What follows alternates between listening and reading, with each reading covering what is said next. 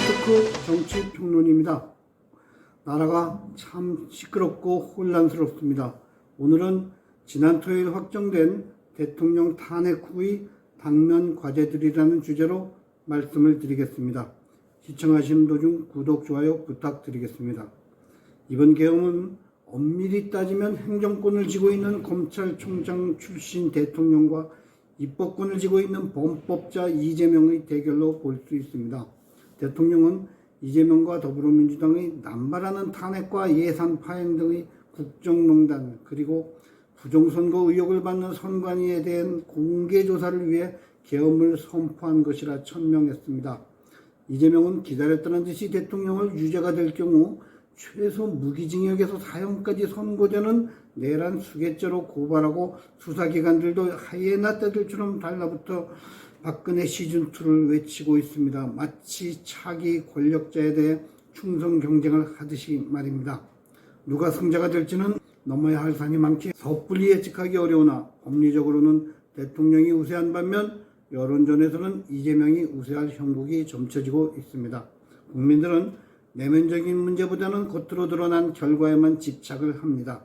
이재명의 난동은 원치 않지만 왜 대통령이 그를 잡지 못했느냐고 힐난을 합니다.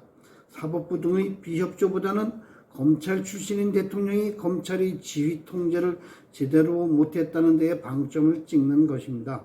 결국 대통령도 자신의 직을 거는 승부수로 계엄을 선택했고 이재명도 죽기 아니면 살기로 총력을 다해 대통령을 올가넣으려 하고 있는 것입니다. 여기에 공조직을 거느린 대통령보다 사조직과 진영 이익으로 뭉친 이재명이 초반에 비교 우위를 보이고 있다 할 수 있습니다. 윤 대통령의 이번 계엄에 대해 일반 국민들의 반응은 회의적인 시각이 많은 것 같습니다. 왜 평지풍파를 일으켜 나라를 혼란스럽게 만드느냐는 의견부터 하려면 더 치밀하게 제대로 하지 이게 뭔가 대부분이 대통령의 무능을 탓하거나 오만이라는 주장을 펴니다. 국민들이 선택해줬으면 알아서 잘하지 왜 이리 혼란 정복을 만드는가입니다. 평소에 국정에 관심도 별로 없는 국민들도 갑자기 대통령의 계엄을 비난합니다.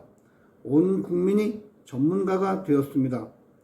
수천 명의 영화 예술인들이 때를 지어 탄핵을 찬성하고 머뭇거리는 동료들을 핍박합니다. 이미 준비가 되어 있는 것입니다. 이렇게라도 하지 않으면 종북 주사파들이 국정농단을 국민들에게 제대로 알릴 수 없어서 계엄을 선택했다는 대통령의 담화는 씨알도 안 먹힙니다. 그러나 가만히 있었으면 어떤 일이 일어났을까요? 계엄만 없이 아마 똑같은 일이 일어났을 것입니다. 일반인들도 조금 생각하면 알 수 있는 계엄의 진행과 파급효과, 야당의 반응 등을 과연 대통령이 몰라서 그런 계엄령을 선포했을까에 대한 의문부터 갖는 것이 순서일 것입니다. 그러나 불편한 현상이지만 비교적 정치 경제적으로 안정된 나라에서 지내다 보니 국민들은 급격한 변화를 싫어하게 됩니다. 만사가 예측 가능하기만을 바라게 되는 것입니다. 사건의 원인에 대해서는 애써 귀를 막습니다. 하루 종일 인터넷과 방송, 신문 등에서 계엄에 대한 비판과 탄핵에 대한 예찬만 쏟아지면 정상적인 사람도 반박을 하기가 어려워지는 것입니다. 스트레스만 쌓이는 것이지요. 그래서 자신들을 이렇게 공격에 빠뜨린 대통령에 대한 원망이 쌓이는 것입니다. 어찌되었든 결국 국회에서의 탄핵은 이루어졌고 대통령은 끝까지 싸우겠다는 의지를 표명하고 있으며 이재명과 더불어민주당은 전광석화 같이 헌재 판결과 내란죄 수사에 총력을 기울이고 있습니다. 수사지휘본부가 이재명에게로 옮겨간 느낌마저 들 정도입니다. 오늘은 이번 탄핵의 결과로 얻는 것과 잃는 것을 살펴보겠습니다.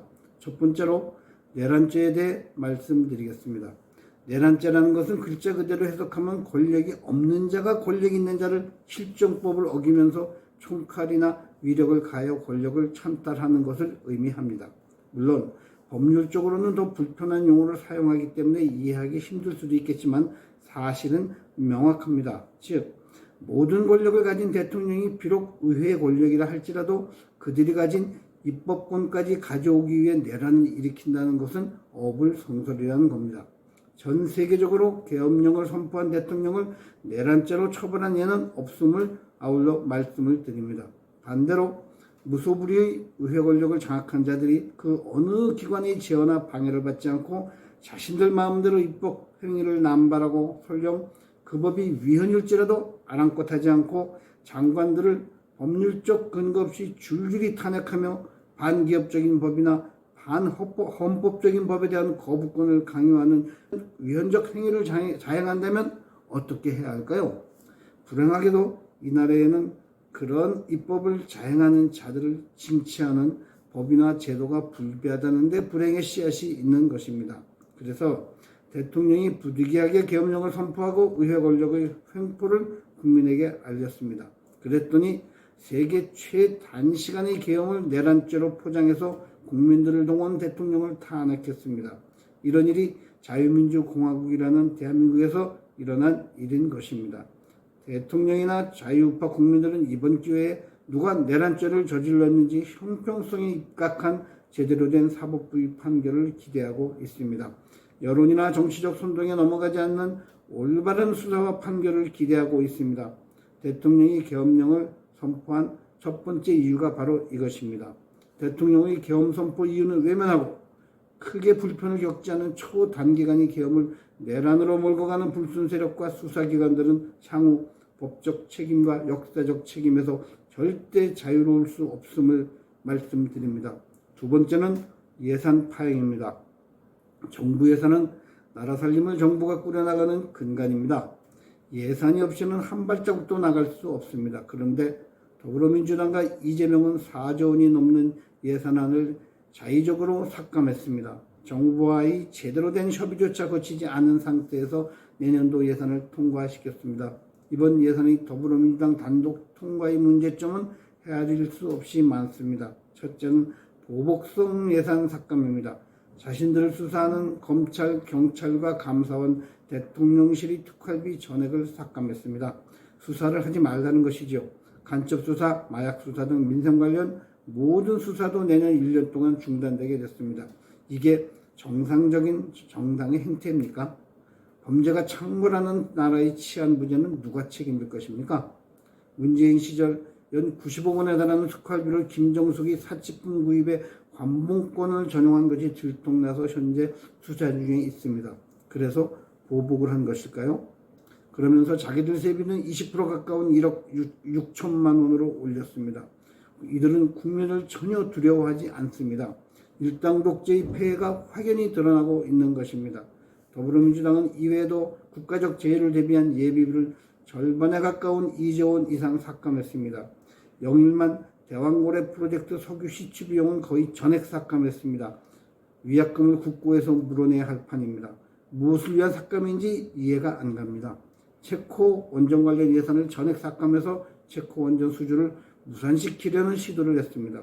윤석열 정부의 실적을 방해하려는 의도죠. 이들은 해외 방산 수출에 국회의 동의를 받으라는 입법을 추진함으로써 K방산 수출을 원천 봉쇄했습니다. 더불어민주당은 도대체 어느 나라 정당인가요? 사사건건 국정 운영의 발목을 잡고 대한민국이 잘 될 것 같으면 수단과 방법을 가리지 않고 방해 공작만 일삼는 이런 정당과 국회의원을 진정 국민이 뽑아준 게 맞는 건가요? 폴리토코 김승재 주필이었습니다. 감사합니다.